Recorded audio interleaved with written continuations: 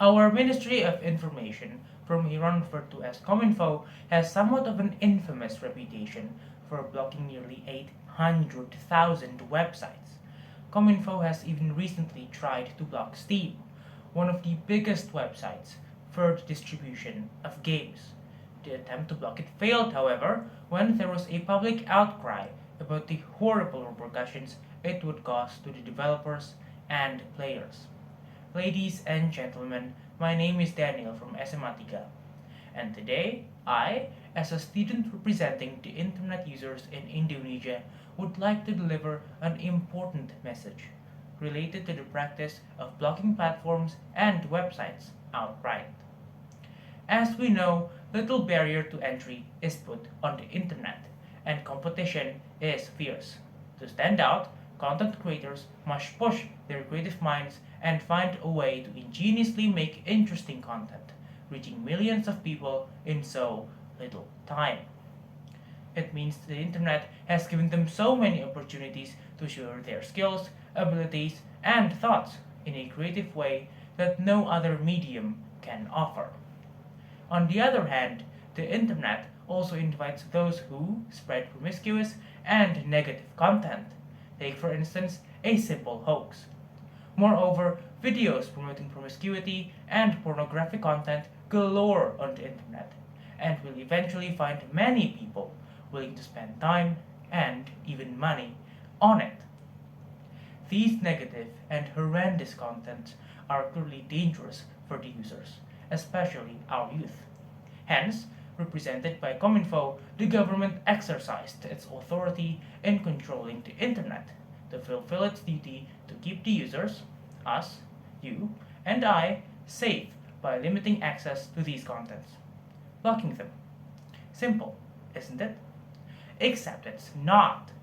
Ladies and gentlemen, by far my biggest and most important critique against blocking websites is its inordinacy, since the difference between a bad and a good website is not clear cut. Not all websites are analogous to websites like Pornhub, which exclusively produce and spread horrible and dangerous content. Tackling those websites will need a more nuanced thinking and approach.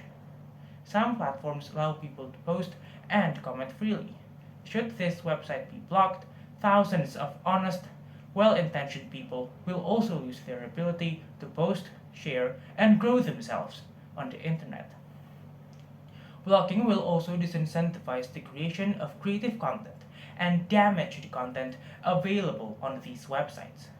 Take the aforementioned Steam block, for instance, being the biggest game distribution site in the world. Losing access to it will harm Indonesian and foreign gamers and developers alike. It will limit those games' growth potential at best and almost killing it at worst. A note to remember, when we decide to block a website, the malicious users are not the only people affected by it, but also those people that strives to post and make creative content and even entire creative industries. They will lose the ability to channel and grow their creativity and miss thousands of opportunities, sometimes life changing ones, and even the ability to make ends meet. But bad content is still bad content, and we cannot give up in our efforts of eradicating them, or at least to stem their effects on our country's youth. So, what are our options? First, selectively block and moderate contents on these sites. It would require massive human resources, but less technical skill and experience as opposed to making new websites and platforms. I believe that this method will guarantee the least collateral damage and is the most ethical and fair to the good actors of the internet. Another solution is focusing on educating the users. Indeed, this would require time and would not yield immediate efforts, since building and maintaining a person's character will take time. However, it is by far the most sustainable measure. The best way to prevent such contents being accessed is through the user itself that refuses to access it. Negative contents cannot be consumed if the watcher refuses to consume it in the first place. Ladies and gentlemen, it may be easy for us to block a website, but I assure you such are not the convictions of the victims of our ignorance, the very people we are trying to protect.